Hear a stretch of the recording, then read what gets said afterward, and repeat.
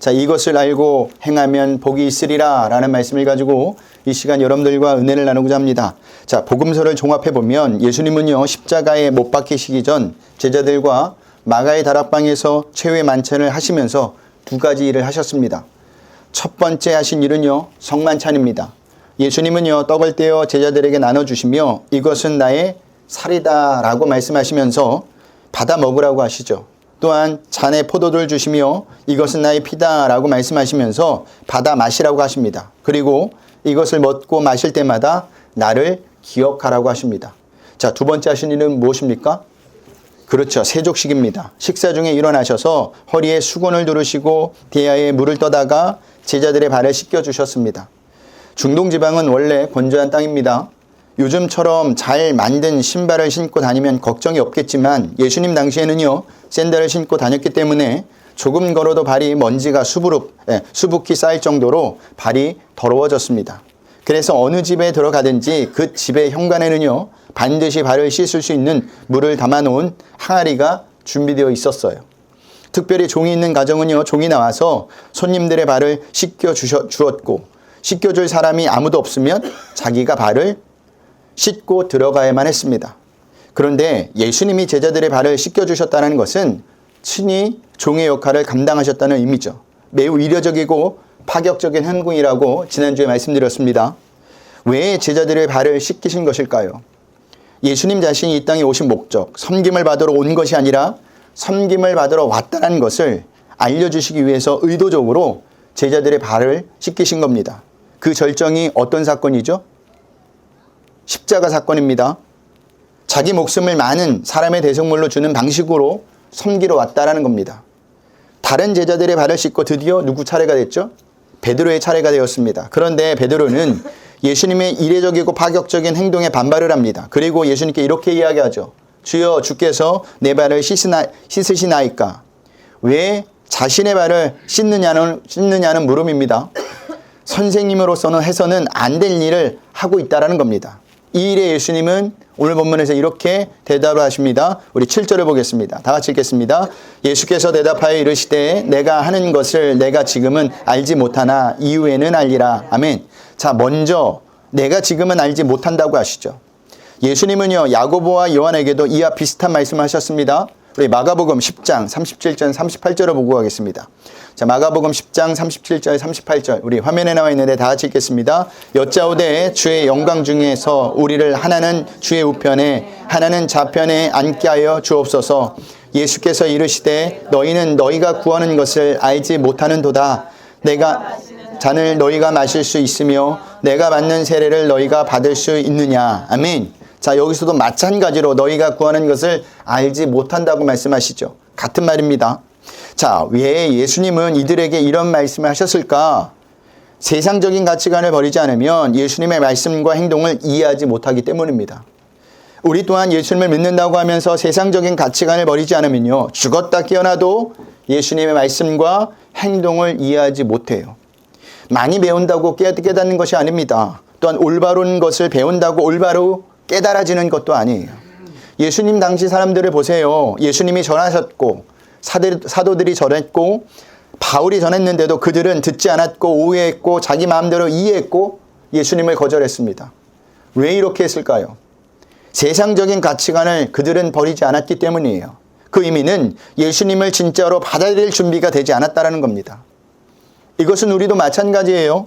세상적인 가치관을 버리지 않으면 예수님을 진짜로 받아들일 수 없습니다. 진짜로 예수님을 믿을 수가 없어요. 그때 복음을 들려줘도 듣지 않을 것이고 오해할 것이고 자기 마음대로 이해할 것이며 자기 마음에 맞지 않는다면 말씀을 거절해버릴 겁니다. 그렇기 때문에 우리는요, 세상적인 가치관을 버려야 합니다. 그래야 진짜 예수님을 믿을 수가 있습니다. 그런데 우리가 세상적인 가치관을 버린다는 게 말처럼 쉽지가 않아요. 왜 쉽지 않죠? 지금 우리가 살고 있는 곳이 세상적인 가치관으로 흘러가고 있기 때문입니다. 그렇다고 포기해야 할까요? 아니에요. 방법이 있어요. 그 방법을 예수님이 말씀해 주시죠. 7절에 보면 제자들이 언제 알게 된다고 기록하고 있죠? 이후에는 알게 된다고 하십니다. 자, 여기서 말하는 이유는 언제일까? 예수님이 십자가에서 못 박혀 죽으시고 3일 만에 부활하시고 승천하신 후 제자들에게 성령이 임한 때를 말합니다. 그때는 예수님이 말씀하신 것과 행하신 모든 것을 알게 된다라는 것이죠. 그리고 그때부터 제자들은 어떻게 삽니까? 세상적인 가치관을 버리고 진짜로 예수님을 믿는 삶을 살게 됩니다.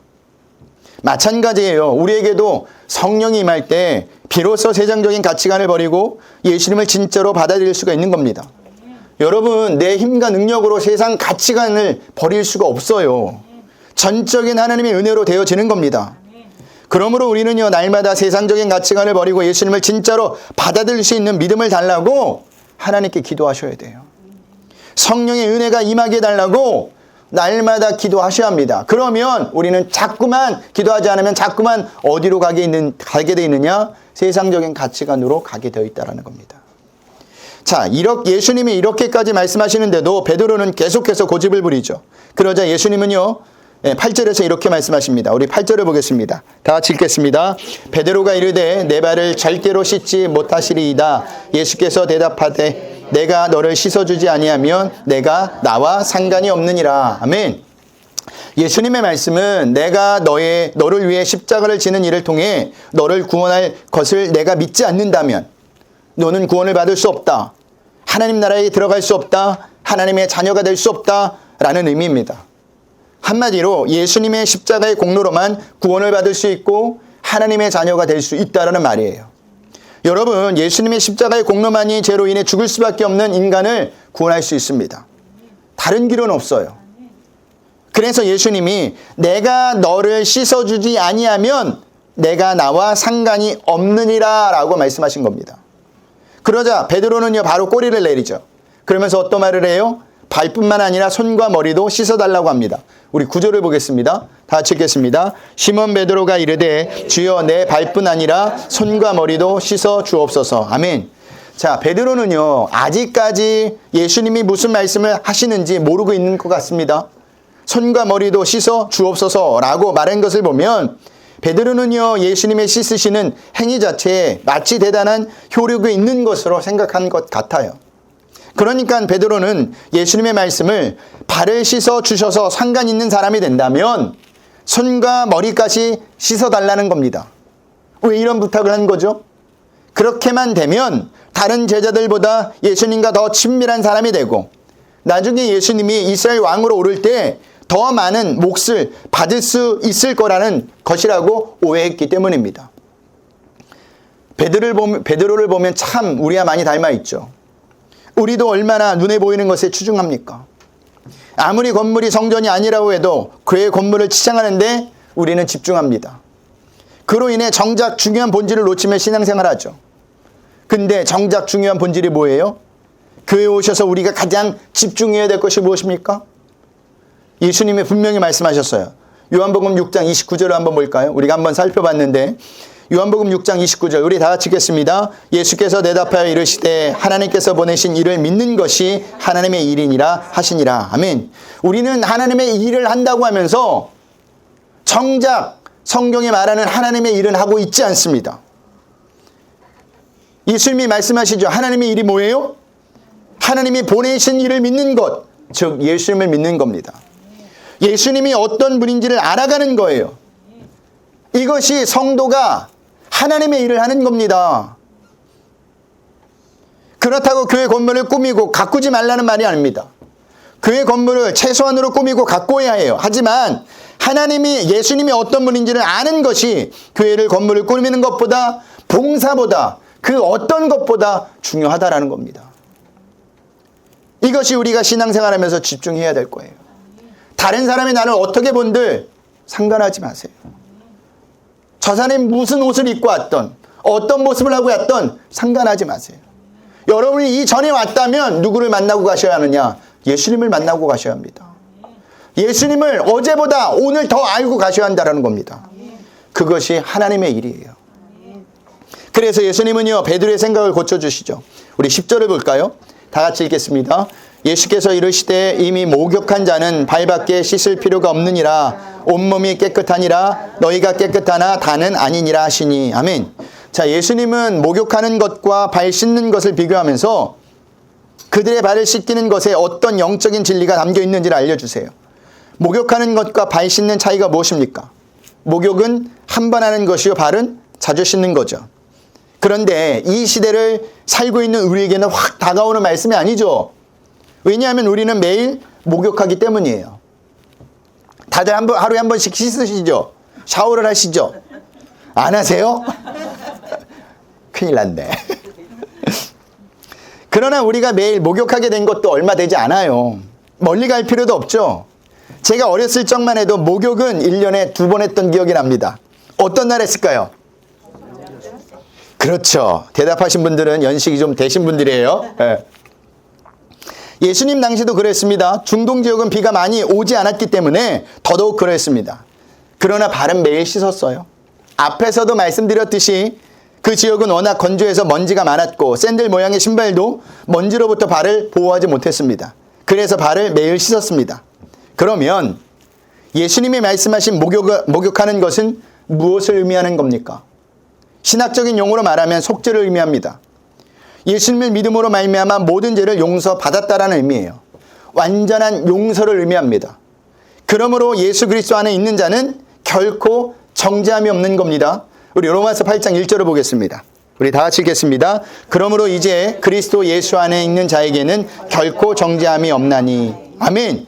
자, 예수 안에 있는 자에게는 뭐가 없다고요? 결코 정죄함이 없다고 이야기합니다. 이런 이유로 예수님은 베드로에게 예수님을 믿는 자는 이미 온몸이 깨끗하다고 말씀하셨던 겁니다. 그러면 발을 씻는 것은 무엇을 의미하는 걸까? 날마다 하나님 앞에서 회개하는 것을 의미합니다. 현실적으로 우리가 죄짓지 않고 사는 날이 과연 얼마나 될까요? 드러난 죄뿐만 아니라 드러나지 않는 죄까지 하면 아무도 없을 겁니다. 우리가 세상을 살면서 죄짓지 않고 사는 것은 거의 불가능해요. 왜 그렇습니까? 본성이 약한 연약한 인간이기 때문이에요. 그래서 날마다 하나님 앞에 나와 회개를 해야 하는 겁니다. 그럴 때마다 하나님은요, 용서해 주실 거예요. 왜 용서해 줄까요? 왜 용서해 줄까요? 우리가 하나님의 자녀이기 때문이에요. 그 이전에 또한 우리가 너무나 연약한 자인 것을 알고 있기 때문이에요. 우리가 무슨 대단한 존재인 줄 우리는 착각하는 데 아니에요. 하나님 보시기에 우리는 어떤 자였느냐면 죄인이었습니다. 괜찮아서 구원하신 게 아니에요. 죄인이었을 때 구원했습니다. 얼마나 나아졌다고 생각하십니까? 예수 믿고 나서. 별로 나아지지 않았어요, 우리는요. 여전히 그 모습 그대로입니다. 그런데도 하나님은 우리를 받아주세요. 그렇기 때문에 우리가 날마다 회개하다 살다 보면 점점 죄를 짓는 날보다 점점 죄를 짓지 않는 날이 많아지지 않겠습니까? 점점 하나님이 원하시는 삶을 살지 않겠습니까? 제가 말하는 것은요, 우리가 그렇게 할 수 있다는 것이 아니라 하나님이 그렇게 만들어 주신다라는 겁니다. 하나님이 구원해 주셨으니 너 그렇게 살아봐라가 아니에요. 구원해 주신 만큼 하나님께서 끝까지 우리를 인도하신다라는 겁니다. 그러므로 죄짓는 내 자신을 바라보며 실망하지 말고 우리를 그렇게 만드실 하나님을 바라보며 소망을 가지셔야 돼요. 우리를 성령하시고 구원하셨다면 하나님이 반드시 우리를 그렇게 만드실 것이라는 기대를 가지시라는 겁니다. 내 자신을 믿지 않고 하나님을 믿으시라는 겁니다. 내 자신을 믿으면 실망할 수밖에 없어요. 왜요? 인간이기 때문이에요. 이게 인간의 한계입니다. 우리 12절을 보겠습니다. 다 같이 읽겠습니다. 그들의 발을 씻으신 후에 옷을 입으시고 다시 앉아 그들에게 이르시되 내가 너에게 행한 것을 너희가 아느냐. 아멘. 세족식을 마치시고 예수님은요, 제자들에게 내가 너에게 행한 것을 너희가 아느냐라고 합니다. 이렇게 말한 것을 보면요, 제자들은요, 예수님이 행한 것이 무엇을 의미하는지 아무도 모르는 것 같습니다. 앞에서도 말씀드렸듯이 복음서에 보면 제자들은요, 예수님과 최후 만찬을 하는 자리에서도 자리 때문에 싸웠죠. 누가 크냐, 누가 예수님의 오른편에 앉을 것이냐, 왼편에 앉을 것이냐 싸웠습니다. 그러니 제자들이 무엇을 알겠습니까? 제자들의 관심은 오로지 어디에 있어요? 자기 자신에게 있는 겁니다. 세상에게만 있는 겁니다.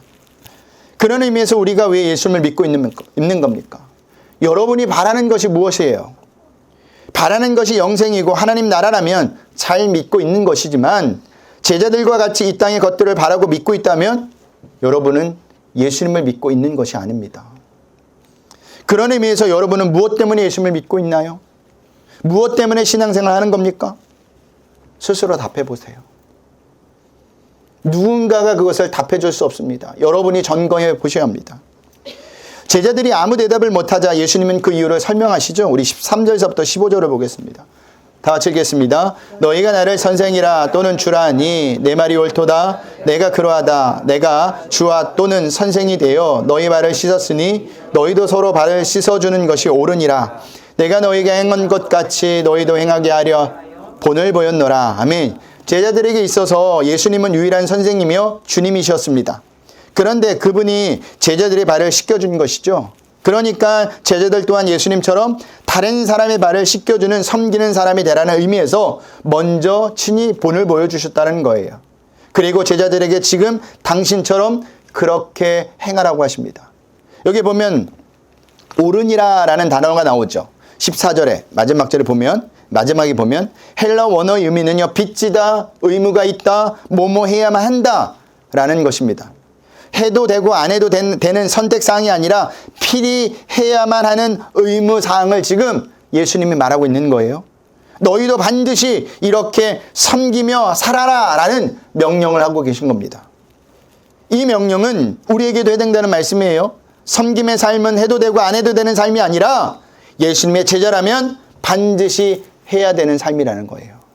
성도의 의무라는 겁니다. 그래서 예수님이 먼저 본을 보여주시고 그 길을 걸어가셨던 거예요. 자, 본을 보여주셨다는 것은 대단히 중요한 역할을 합니다. 모델이 있을 때 다른 사람들은요, 모델을 따라 하면 돼요. 그런 의미에서 신앙생활은 우리의 모델 되어주신 예수님의 삶을 그대로 따라 사는 거예요. 그런데 여기에는 문제가 하나 있죠. 그 문제가 뭘까요? 예수님의 삶을 그대로 따라 산다는 게 만만치 않고 어렵다라는 거예요. 왜 어려울까요? 내 생각이 들어있기 때문이에요. 나라는 존재가 살아있기 때문입니다. 우리 자신의 경험에 한번 비춰볼까요? 우리는 어떻습니까? 여러 가지 상황과 환경을 따져보죠. 말씀을 들을 때. 그리고 결론을 내립니다. 예수님의 삶은 내 경험과 지금의 환경을 따져볼 때 맞지 않는 삶이야. 이렇게 살다가는 다 망할 거야. 사람들로부터, 세상 사람들로부터 분명히 조롱을 당할 거야. 라고 생각하면서 결국에 어떻게 삽니까? 예수님의 삶을 그대로 따라 사는 것이 아니라 내 생각대로 살아요. 내 마음대로 살아요. 그런데 내 생각대로 살아서 내 생각대로 인생이 사라졌나요? 인생이 생각대로 재어졌습니까? 여러분 한번 이야기해 보세요. 다들 어느 정도 나이가 있으시잖아요. 인생대로 내가 생각한 대로 인생이 흘러갔습니까? 대부분이 안 사라졌을 거예요. 대부분이 안 되어졌을 겁니다. 그렇게 살다가 우리가 한 것이 뭐예요? 실수하고 실패만 합니다. 왜 이런 실수와 실패를 할까요? 이유는 단 한 가지입니다. 인간은요, 이 눈앞의 이익만 보기 때문이에요. 큰 그림을 보지 못해요. 그래서 실수하고 실패하는 겁니다. 그런데도 죽을 때까지 생각을 고쳐먹지 않아요, 인간은. 그래서 인간이 아둔하다고 이야기하는 겁니다. 잠깐 보세요. 잠깐은 내 선택이 맞았다고 생각되지만 긴 시간을 갖고 보면 항상 하나님의 말씀이 옳은 것을 봐요. 성경에도 이런 예가 나옵니다. 창세기 13장을 보면 아브라함과 롯이 서로 갈라지는 장면이 나와요. 아브라함은 조카 롯에게 먼저 땅을 선택하라고 합니다. 그때 롯은요, 어떤 선택을 해요? 눈에 보기 좋은 소돔과 고모라가 있는 땅을 선택합니다. 우리 창세기 13장 10절 한번 보고 합니다. 우리 다 같이 읽겠습니다. 이에 롯이 눈을 들어 요단 지역을 바라본즉 소알까지 온 땅에 물이 넉넉하니 여호와께서 소돔과 고모라를 멸하시기 전이었으므로 여호와의 동산 같고 애굽 땅과 같았더라. 아멘. 자, 물이 넉넉하다는 것은요, 가축을 먹일 수 있는 풀이 많다는 의미입니다. 여호와 동산 같고 애굽 땅과 같았다라는 것은요, 부족한 것이 하나도 없는 땅이라는 의미예요. 하지만 아브람과 롯의 결과는 어떻게 되었습니까? 천지 차이가 났습니다. 어디서부터 차이가 난 것입니까? 자신의 경험과 눈앞의 이익을 따라갔기 때문이에요. 이것이 인간의 한계입니다. 이와 반대로 아브라함은 어느 땅을 선택합니까? 하나님께서 인도하시는 땅을 선택해요. 그리고 아브라함은 어떻게 돼요? 거부가 됩니다. 제가 여러분들에게 말씀드리는 것은 하나님께서 인도하시는 삶을 살면 거부가 된다는 말을 하고 있는 게 아니에요. 하나님의 인도하시는 삶이 항상 옳은 삶이라는 것을 지금 말하고 있는 겁니다. 그렇기 때문에 우리는요, 또한 항상 예수님의 삶을 따라 살아야 합니다. 하나님의 말씀을 따라 살아야 돼요. 왜요? 그것이 이 땅에서 옳은 삶이기 때문이에요. 여러분, 하나님은요, 언제나 옳으세요.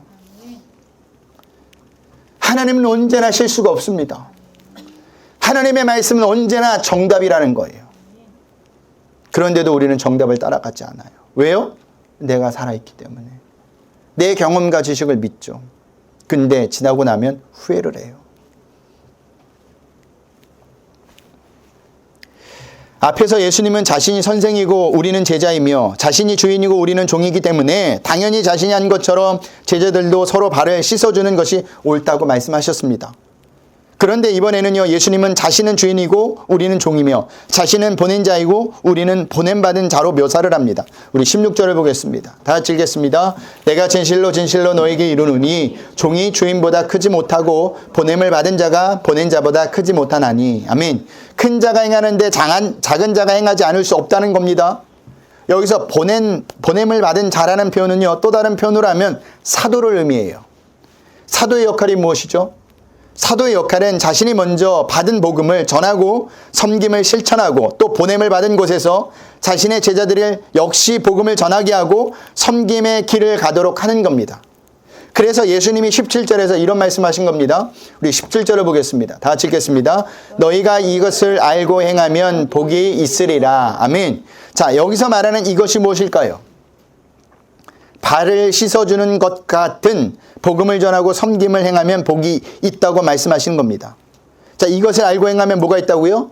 복이 있다고 하죠. 여기서 말하는 복이 있다라는 말씀은 영생을 얻고 누린다는 의미입니다. 한마디로 구원을 말하는 거예요. 그런데 문제는요, 제자들은 여전히 예수님은 절대로 그런 행동을 하셔서는 안 돼라고 생각하고 있다는 겁니다. 기존의 자신들이 살던 살보다 훨씬 더 떵떵거리며 살고 싶어서 모든 것을 다 버리고 예수님을 따랐는데 겨우 예수님처럼 자격 없는 사람들의 발이나 씻어주는 삶을 살아야 한다니 믿기지도 않고 받아들이고 싶지도 않았던 거예요. 그런데 우리도 마찬가지 아닙니까? 누구보다 복 받으려고, 누구보다 잘 살아보려고 예수님을 믿었는데 예수님은 어떻게 하라고 하십니까? 섬기라고 하세요. 용서하라고 합니다. 져주라고 합니다. 심지어는 죽어주라고 해요. 여러분, 솔직히 그러고 싶습니까? 그러고 싶지 않죠. 저도 마찬가지예요. 그렇게 살다가는 이 세상에서 잘못 사는 것 같습니다. 하지만 예수님은 분명히 말씀하시죠. 이것을 알고 행하면 뭐가 있다고요? 복이 있다고 합니다. 구원받는다는 거예요. 그런데요, 사실은 이 말씀은 이것을 알고 행하면 복이 있다는 말씀이 아니라 복 있는 자는 이것을 알고 행할 수밖에 없다라는 의미예요. 그러니까 구원받은 사람은 예수님의 말씀을 알고 말씀대로 행할 수밖에 없다는 것을 이야기합니다. 왜 행할 수밖에 없을까요? 그것이 제자의 의무이기 때문이에요.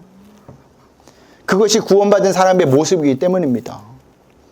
그런 의미에서 여러분은 구원받은 사람입니까? 구원받지 못한 사람입니까? 우리는 늘 말씀을 보면서 이것을 점검해 보셔야 합니다. 말은 구원받았다고 이야기하는데 우리의 모습이 변하지 않고 있다는 것은 구원받지 못한 거예요. 구원받았다면 변하게 돼 있어요. 자연스러운 겁니다. 그런데도 우리는 자꾸만 어디다 이것을 연결 짓느냐, 무엇을 행하면 복을 받는다. 아니에요.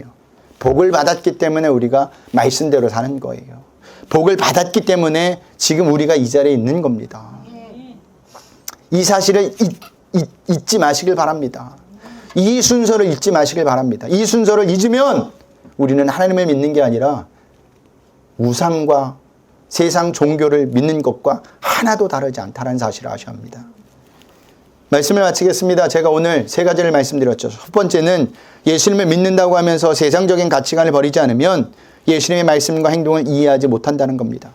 여러분, 많이 배운다고 깨닫는 것이 아니에요. 올바로 배운 것을 배웠는다고 해서 올바로 깨달아진 것도 아닙니다. 그렇기 때문에 우리는요, 세상적인 가치관을 버려야 합니다. 우리 마음을 버리셔야 돼요.